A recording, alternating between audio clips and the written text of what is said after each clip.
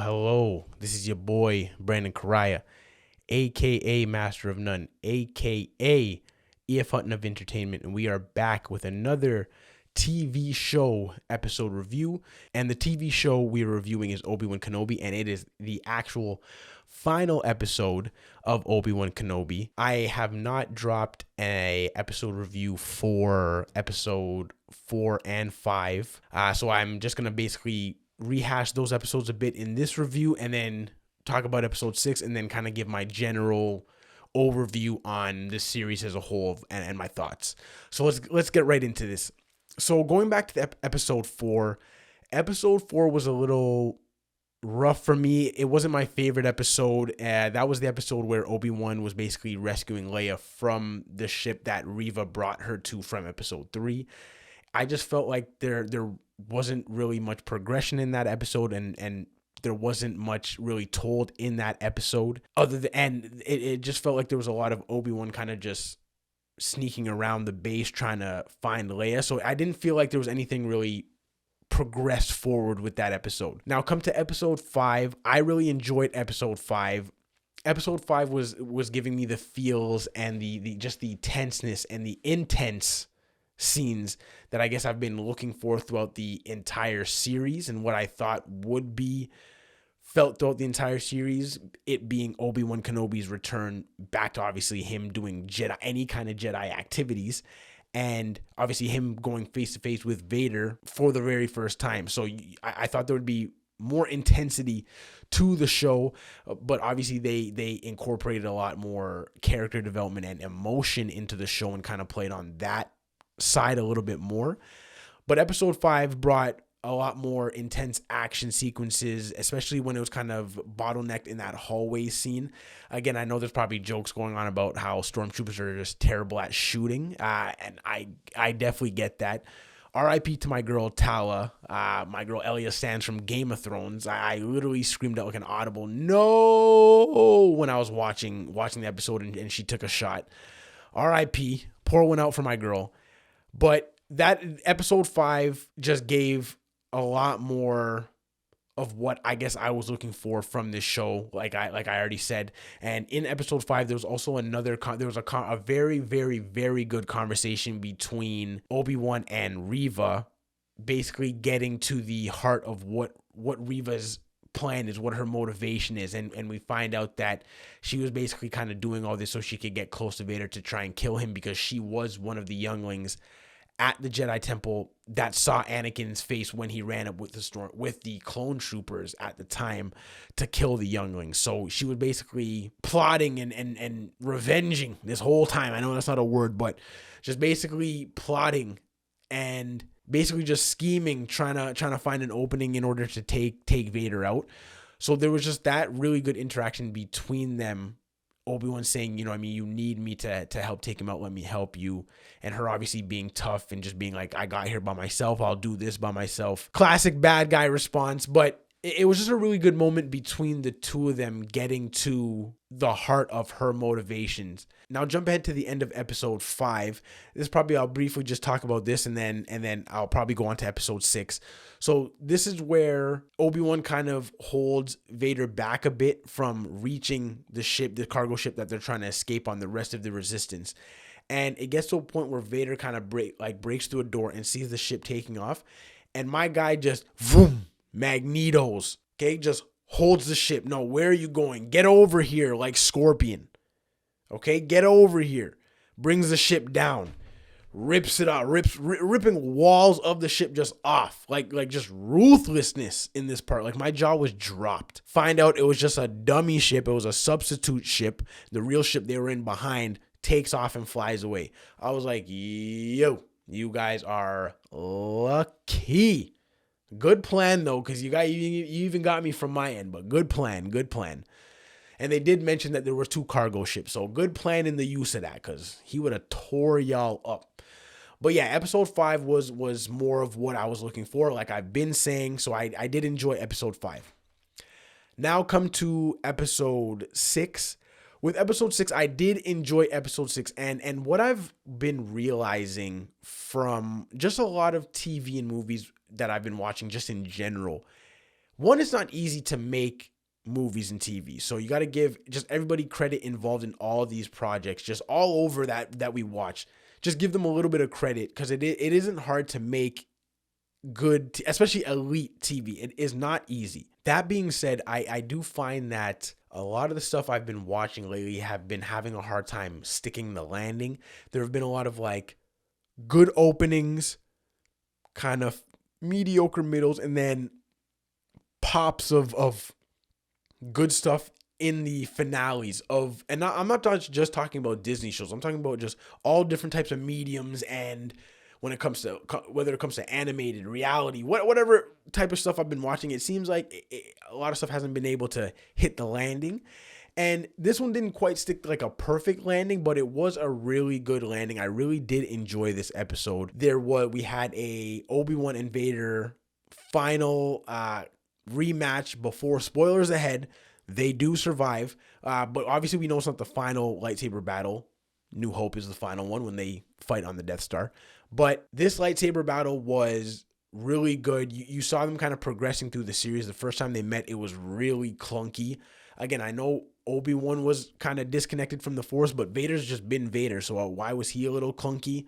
But you could see that the lightsaber movements were a little bit more smooth. Ewan gave that classic lightsaber stance, which, made man's nostalgic. But yeah, it was just a good lightsaber battle, which is obviously probably the best of the series. We haven't been getting much because obviously Ewan wasn't really swinging that lightsaber. He was just, in his non-Jedi ways to start. So getting this big lightsaber battle was a great treat. And while this is going on, the episode kind of intercuts and kind of goes back and forth between Reva showing up on Tatooine, talking to someone in the market, asking about Owen. Basically, the man warning Owen and I can't remember his wife's name, just trying to arm their house and get ready for when Reva pulls up on them. And Reva inevitably pulls up on them. There's like a battle back and forth. You see Luke run off into the wilderness. Reva chases after him. There's like this whole thing where like she kind of force drags him down. I know this is all spoilers right now, so if you haven't seen this, I apologize. I did say spoilers a couple times that I would be talking about spoilers, so I do apologize. Force drags him down. She's about to like cut him down and realizes that like I can't be the same as Anakin. I can't go forward with this. So while this is going on, it kind of goes back and forth between Obi-Wan and Vader having their big lightsaber battle. And it is kind of cool how they cut back and forth. But with regards to like, this is what I mean by sticking the landing. I feel like this episode just it was kind of just like a quick kind of wrap up. There wasn't a lot of context or substance in the wrap up, especially in the lightsaber battle. It was kind of like they just kind of got thrown on a planet with open area and they just went at it, which was cool for me because I love that. Just straight up in the open. Them two just going at it. No hiding behind stuff. It's just them two. You can't hide behind anything. So I did enjoy that part. But I guess the big emotional draw of the episode, and Ewan McGregor has been killing this role. And as an actor myself, obviously trying to progress in my career, trying to obviously, hopefully one day would love to be in a Star Wars project, would even more love to be in a Marvel DC stuff, property.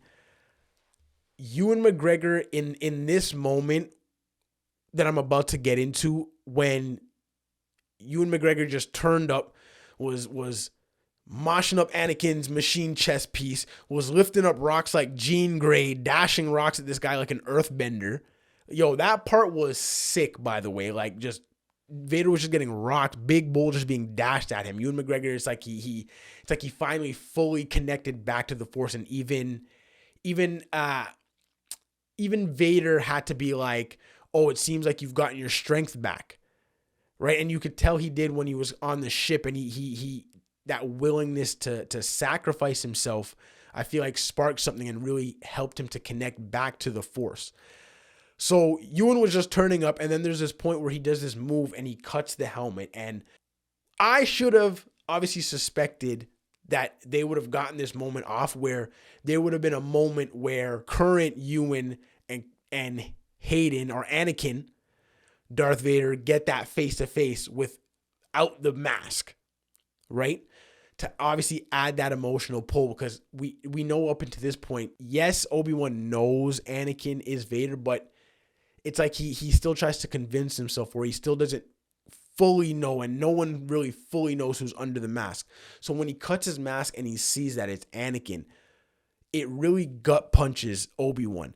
And when I was talking about acting, when I say he's been killing it throughout the whole series, but this particular moment when he sees Anakin for the first time and really confirms that it's him under that mask, my goodness, yo, that is acting at its fine. Yo, that is elite. Just the emotion in his eyes, the little face twitches, just the little changes in his face subtly from when it goes from there to when he's like, oh, you didn't kill Anakin. I killed Anakin. And him being like, okay, well, my friend is for sure dead. Just that progression up into that point is absolutely brilliant. Acting, amazing.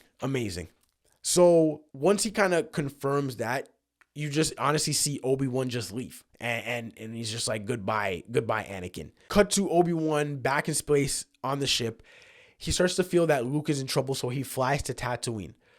By the time he gets there, it seems like it's already too late, but you see Reva bringing Luke in her arms, drops him. He's okay, and you basically see her be like, I can't do this. I can't become him. And Obi-Wan giving her a speech like, no, you're better than him. You basically chose today not to be him. And just giving her a redemptive arc in the show. Obviously, now we don't know where she is because they didn't really wrap up anything after that point. So who knows where she'll kind of pop up in the future, if anything.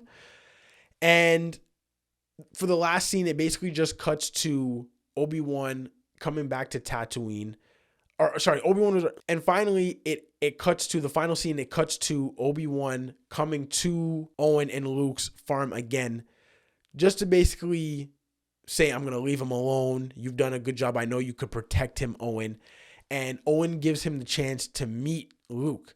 So that's when they meet for the first time, obviously introducing that old man Kenobi, old man Ben from Luke, knowing him in A New Hope, because up until that point, they've never met until Owen introduces him. So it's nice to get that introduction. And as Obi-Wan is leaving the moisture farmer, going off into the desert, we finally get a Qui-Gon Jinn cameo. I thought this cameo would have came a long time ago as he was trying to connect to the Force, and Qui-Gon would have helped him. And I thought we would have got a little bit more Force Ghost Qui-Gon, but it was just brief and it was at the end. And maybe that was to maybe signify that he wasn't able to fully connect to Qui-Gon because he wasn't fully connected to the Force. That's my theory. Because obviously we didn't get him throughout the series, which I was hoping more of him because he is probably my favorite Jedi. Him and Mace Windu, I think it's like a 1A, 1B kind of thing. But I honestly want to say Qui-Gon might be the 1A. Love Qui-Gon Jinn. So glad I got to see him in any type of capacity, because honestly, as the show was coming to an end, I was starting to think that maybe I wasn't going to see this guy at all.